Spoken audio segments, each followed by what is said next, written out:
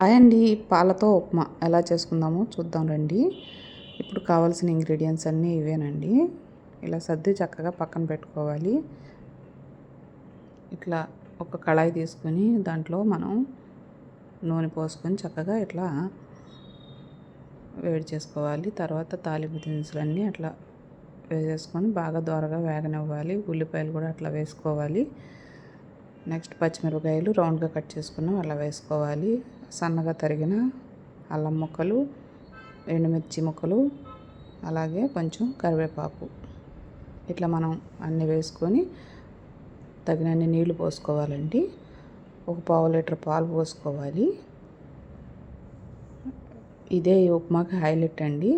చక్కగా పాలు అవన్నీ తెరిలినాక కొంచెం ఒక స్పూనున్నర ఉప్పు వేసుకోవాలి. తర్వాత కప్పున్నర రవ్వ వేసుకొని చక్కగా ఇట్లా దగ్గరికి వచ్చే వరకు చేసుకొని జీడిపప్పుతోనూ ఆవకాయతోనూ గార్నిష్ చేసుకోవాలి.